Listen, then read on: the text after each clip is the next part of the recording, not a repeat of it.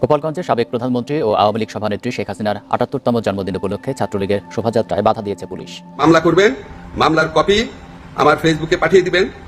এই সমস্ত কাজ যারা করার চেষ্টা করছেন বা করছেন তাদেরকে আমি কঠোর হুঁশিয়ারি জানাচ্ছি। দর্শক, গোপালগঞ্জে শেখ হাসিনার জন্মদিন পালন করতে গিয়ে আবার কঠিন বিপদে পড়ে গিয়েছেন ছাত্রলীগ নেতা কর্মীরা। পুলিশের কঠিন পিটুনি খেয়েছেন, এমনকি সেনাবাহিনীও কঠিন অ্যাকশনে নেমেছেন। সেখানে যে যেখান থেকে বের হচ্ছেন তাকে গ্রেপ্তার করছেন সেনাবাহিনী। এমনকি উপদেষ্টা আসিফ নজরুল কঠিন হুঁকার দিয়েছেন, মামলা করতে বলেছেন তিনি। শেখ হাসিনার জন্মদিন যেন এক রণক্ষেত্র পরিণত হয়েছে। আসলে এই ভিডিওতে আমরা দেখে আসি, এক সেকেন্ডও না টেনে পুরো ভিডিওটি দেখবেন, লাইক করে আমার সাথেই থাকবেন। গোপালগঞ্জে সাবেক প্রধানমন্ত্রী ও আওয়ামী লীগ সভানেত্রী শেখ হাসিনার ৭৮তম জন্মদিন উপলক্ষে ছাত্রলীগের শোভাযাত্রায় বাধা দিয়েছে পুলিশ। দুপুরে সরকারি বঙ্গবন্ধু কলেজ ক্যাম্পাসে এই ঘটনা ঘটে। গোপালগঞ্জ সদর থানার ওসি মোহাম্মদ সাজেদুর রহমান জানান, শেখ হাসিনার জন্মদিন উপলক্ষে শোভাযাত্রা বের করে সরকারি বঙ্গবন্ধু কলেজ শাখা ছাত্রলীগ। শোভাযাত্রাটি ক্যাম্পাস ঘুরে সড়কে বের হতে চাইলে পুলিশ বাধা দেয়। সড়কে বিশৃঙ্খলা সৃষ্টি ও যানবাহন ভাঙচুর করতে পারে এমন আশঙ্কা থেকে শোভাযাত্রায় বাধা দেওয়া হয়েছে বলে জানিয়েছে পুলিশ। এর আগে কলেজ ক্যাম্পাসে কেক কাটেন ছাত্রলীগ নেতাকর্মীরা।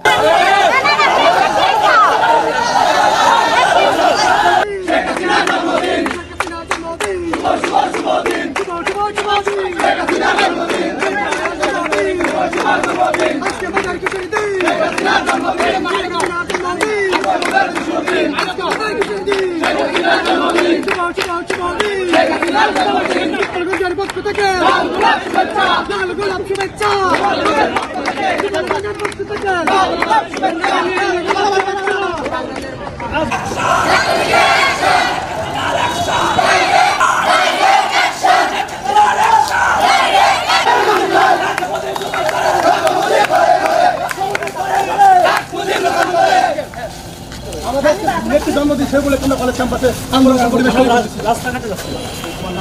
আমার নাম হচ্ছে সুমিত। তাই সামনে থেকে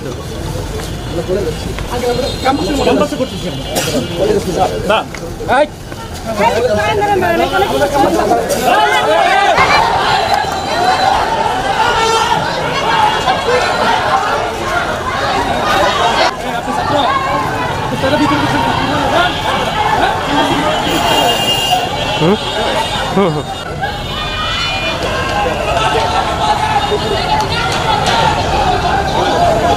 সাবেক প্রধানমন্ত্রী শেখ হাসিনার ৭৮তম জন্মদিন আজ। জীবনের পড়ন্ত বিকেলে ভিন্ন এক বাস্তবতার মুখোমুখি একসময়ের পরাক্রমশালী এই প্রধানমন্ত্রী। ক্ষমতার মোহ, বিরুদ্ধমত দমন, গুম, খুন আর ষড়যন্ত্রের অভিযোগ মাথায় নিয়ে দেশ ছাড়তে বাধ্য হন তিনি। শেখ হাসিনার অনুপস্থিতিতে বঙ্গবন্ধুর গড়া দল আওয়ামী লীগ পার করছে সবচেয়ে কঠিন সময়। এমন প্রেক্ষাপটে সাবেক প্রধানমন্ত্রীর জন্মদিন পালনে দেশবাসীর প্রতি আহ্বান জানিয়েছে দলটি। ঢাকার দেয়ালগুলোতে আঁকা গ্রাফিতিতে ক্ষোভ, ঘৃণার প্রতিচ্ছবি। গণভবনের দেয়ালগুলো যেন সাক্ষী দিচ্ছে দীর্ঘ স্বৈরতন্ত্রের। শেখ হাসিনা জীবনের পরন্ত বিকেলে ভিন্ন এক বাস্তবতার মুখোমুখি এক সময়ের পরাক্রমশালী শাসক। অনেকবারই জন্মদিন পালন করেছেন বিদেশে, এবারও তিনি আছেন প্রবাসেই, তবে ভিন্ন বাস্তবতার মুখে, ভারতে, লোকচক্ষুর অন্তরালে। মাত্র ৩৩ বছর বয়সে প্রবাস থেকে ফিরে বঙ্গবন্ধুর হাতে গড়া দল আওয়ামী লীগের দায়িত্ব নেন শেখ হাসিনা। কিন্তু ক্ষমতার মোহ আর দুঃশাসনে পলাতক সরকার প্রধানদের তালিকায় নাম লিখান তিনি। আওয়ামী লীগের দায়িত্ব নিয়ে পূর্ণ মেয়াদে ৪ বার দেশের প্রধানমন্ত্রী হয়েছেন শেখ হাসিনা। যদিও ৩টি নির্বাচন শুধু প্রশ্নবিদ্ধই ছিল না, ছিল গণতন্ত্র রক্ষার নামে এক ব্যক্তির হাতে ক্ষমতা কুক্ষিগত করার সব আয়োজন। ২ দফা সেই চেষ্টা সফল হলেও শেষ রক্ষা হয়নি। দ্বাদশ জাতীয় সংসদের মধুচন্দ্রিমা কাটার আগেই ছাত্র জনতার অভ্যুত্থানের মুখে শুধু ক্ষমতাচ্যুতই হননি, হয়েছেন দেশ ছাড়াও। যদিও এখনও তিনি নিজেকে প্রধানমন্ত্রী হিসেবেই দাবি করে আসছেন। চ্যানেল 24-এর কাছে খুদে বার্তায় তার দাবি পদত্যাগ না করার। পালিয়ে যাওয়ার পর গণহত্যা সহ একের পর এক মামলা হচ্ছে শেখ হাসিনার নামে। এরই মধ্যে ডাবল সেঞ্চুরি হাঁকিয়েছে মামলার সংখ্যা। দলীয় প্রধানের সাথে পালিয়েছেন আওয়ামী লীগের অনেক প্রভাবশালী নেতাকর্মীও। আর যারা দেশে আছেন তাদের অনেকেই হয়েছেন গ্রেপ্তার। সব মিলিয়ে ৭৫ পরবর্তী সময়ে সবচেয়ে ছন্নছাড়া আওয়ামী লীগ। যদিও দেশে বিদেশে পালিয়ে থাকা নেতাকর্মীদের নানা ক্ষোভ আর জিজ্ঞাসার মধ্যেই শেখ হাসিনার ৭৮তম জন্মদিন পালনের নির্দেশ দিয়েছে দলটি। আসসালামু আলাইকুম। আমার ফেসবুকে যারা আছেন আপনাদের সবাইকে শুভেচ্ছা জানাচ্ছি। আপনাদেরকে একটা গুরুত্বপূর্ণ জিনিস বলতে চাচ্ছি। আমি সরকারে আসার আগে এবং এর পরে বহু মানুষ আমার সাথে ছবি তুলে রিকোয়েস্ট করে, অনেক করে ছবি তুলে। সরকারে আসার আগে এমনও হয়েছে, বহু প্রোগ্রামেও গিয়েছি, অনেকে ছবি তুলেছে। এখন আমাকে কেউ কেউ জানিয়েছে এই সমস্ত ছবি দেখিয়ে কেউ কেউ অবৈধ সুবিধা আদায়ের চেষ্টা করছেন এবং কেউ কেউ নাকি বিভিন্ন কথা বলে চাঁদা আদায়েরও চেষ্টা করছেন। এগুলো আমি শুনেছি, সত্য মিথ্যা জানি না। আমি এটা তীব্র প্রতিবাদ করছি। যারা এই সমস্ত কর্মকাণ্ড করছে বা করার চেষ্টা করছে, আপনারা তাদেরকে পুলিশে ধরিয়ে দিবেন।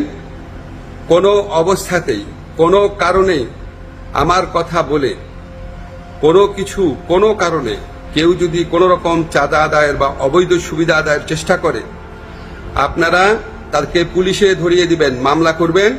মামলার কপি আমার ফেসবুকে পাঠিয়ে দিবেন, আমার যে ফ্রেন্ডদের পেজ আছে সেখানে পাঠিয়ে দিবেন এবং অবশ্যই আমি চেষ্টা করব এটার বিরুদ্ধে ব্যবস্থা নেওয়ার জন্য। আমি বা আমার সরকারের কেউ কোনো রকম অবৈধ কাজের প্রশ্রয় দিবে না। এই সমস্ত কাজ যারা করার চেষ্টা করছেন বা করছেন তাদেরকে আমি কঠোর হুঁশিয়ারি জানাচ্ছি। বাংলাদেশের মানুষের সাথে কোনো রকম অন্যায় করবেন না, আমাদের কারো নাম ব্যবহার করবেন না, আমাদের নামে কোনো রকম চাঁদাবাজি, অবৈধ সুবিধা আদায়, কাউকে কোনো রকম হুমকি দেওয়া, এইসব থেকে বিরত থাকবেন। আমরা জানতে পারলে উপযুক্ত আইনগত ব্যবস্থা গ্রহণ করা হবে। সবাই ভালো থাকবেন, সুস্থ থাকবেন।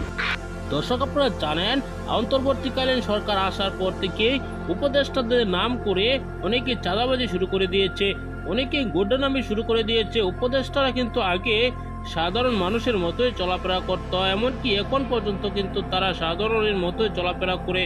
দর্শক, তাদের সাথে অনেকে সেলফি তুলেছিল সে সময়কার ছবি দিয়ে এখন চাঁদাবাজি শুরু করে দিয়েছে কিছু অসাধু লোকজন। এই ঘটনার পর এবার লাইভে এসে হুঙ্কার দিয়েছেন, কঠিন হুঁশিয়ারি দিয়েছেন আসিফ নজরুল স্যার। আসিফ নজরুল স্যার এসে এই বক্তব্যটি আপনারা শুনেছেন। অন্যদিকে শেখ হাসিনা দেশ ছেড়ে পালিয়েছেন, তার জন্মদিন পালন করতে গিয়েছেন আওয়ামী লীগ নেতা কর্মীরা, এমনকি ছাত্রলীগ।